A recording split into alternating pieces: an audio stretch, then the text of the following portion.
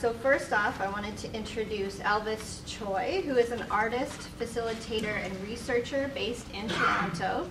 They have presented their works at Summer Works Festival, Buddies in Bad Times, and Gladstone Hotel, among others. Alvis currently serves on the board of the Chinese Canadian National Council of Toronto chapter and Mayworks Festival. They are recently awarded the Neighborhood Arts Network Arts Access Fund for organizing an arts-based workshop for student sex workers.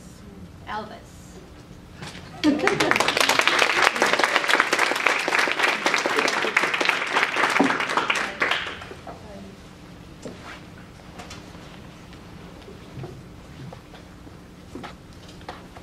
Hi everyone.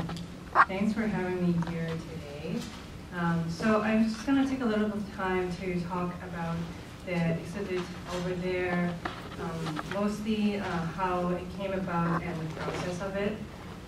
And then after that, I will share one story that Elaine collected from a migrant sex worker. So the project is called Butterfly Voices. It came about, I think, well, so I mostly worked with Elaine on this project, and we came up with this idea of using art as a tool for outreach. We had these butterflies drawn by artist Sarah Mangle, and there are 6 different kinds of butterflies drawn with pencil. And so what we did was we brought these print out to different communities to collect their voices in response to 3 questions that we asked them. And I'm going to put out the questions right here. So the first question that we asked them was, what wishes would you whisper to a butterfly to make them come true? The second question was, what is empowering about being a migrant sex worker, and how does sex work help you achieve your dream? The third question was, how do migrant sex workers contribute to the society, clients, and your community? So I learned a lot about this work throughout the process. I think as in many community art projects, you can't just jump into a community and be like, here, I have a butterfly, can you color it for me and write something for me? So I definitely, I think we were being very careful with the process, and Elaine has done a lot of outreach work with local Chinese migrant sex workers already. So she did most of the work collecting these butterflies from the community. I didn't feel like I could just jump in and show up in the workplace. And so I facilitated some of the process with Elaine, but she really did a lot of the work, so I'm super grateful to be working with her. I installed the installation today, and I think one thing, if you had a chance to look at some of the responses, was that not everyone responded to the questions. Some people chose to they colored the butterflies or they decorated the butterflies, and that was their way of responding to the call out. Other people responded to the questions, one or more of the above questions. And I think one thing important to note is that there isn't really a unifying voice among these responses. If you read them closely enough, you will see people coming from different background and places and with different politics responding to these questions, which I found representing what the community of migrant sex worker is like the diversity of it and the many voices that exist within the community. So I really encourage you to read closely when you have a chance today. Another thing that I would like to mention is we did find it interesting to use art as a tool for outreach, and we learned a lot about the community through this process in terms of even because Elaine was sharing with me too, even just how they share the supplies, the art supplies that we provided to them within their workplace, and also how they might or might not choose to do it, or how many they choose to do it. And all of those things really speak to their work conditions and the dynamics within the community. So those are some of the thoughts that I wanted to share with you. And if you have any questions after looking at the exhibition, feel free to ask me or Elaine.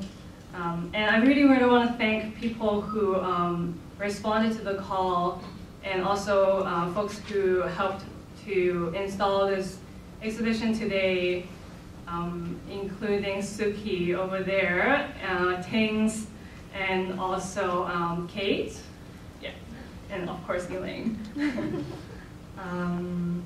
Yeah, so I guess from here I can share a story that Elaine collected. Oh, by the way, I also wanted to mention that please leave a message for the migrant sex workers if you have any thoughts. Like, we have collected some thoughts from people, and we are planning on sharing these thoughts with the migrant sex workers that we outreach to when we see them next. And we are also thinking that this would be the beginning of a longer-term project. Because of our language skills and background, like we mainly, or Elaine mainly outreach to Chinese migrant sex workers locally. If you know anyone in other places in the world who's working with migrant sex work justice, please get in touch, and we would love to have you to help disseminate this project and collect more responses for it. So I'm gonna proceed to the story.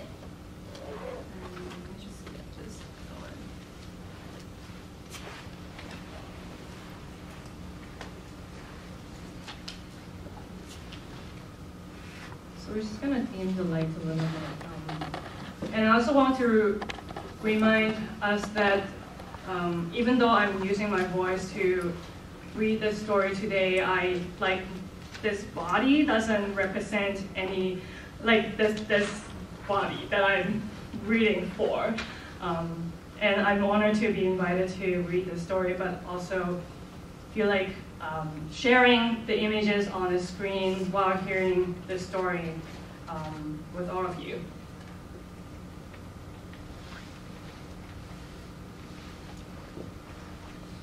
I am no different. My name is Teresa. I migrated to Canada as a skilled worker in my profession. I was laid off after I had done my research work in Canada. I tried other jobs with none giving me flexibility to look after my child. I worked at spas to survive my living status. I spend time receiving my clients. I give my pleasure to make them feel pleased and treasured. I cuddle them when pains anchor them to my calming palms. I lift their spirit when stresses knock them down. Created by the God, like other humans, I need to be understood that I do not only struggle to survive, but also I have my human right to decide how to survive resiliently. I don't live on harming others. I make honest money by sharing my unique and precious asset, the God's creation. I accept the appreciation, but also I appreciate the admiration. I don't deserve discrimination. I don't choose the profession, but the oldest profession that I can only lean on in transient present has revived many others among the lost for decades and centuries. I seek protection from the just legal system, while it even protects the criminals. Why not victims? Especially victims are no danger to the security of public. When I became a victim, I hoped the vulnerability would strengthen me to tell the perpetrators that I can't tolerate abuse, harassment, and prejudice. I have my dignity, just no different from others. So that was the original text that we received from a migrant sex worker, and thank you for listening today.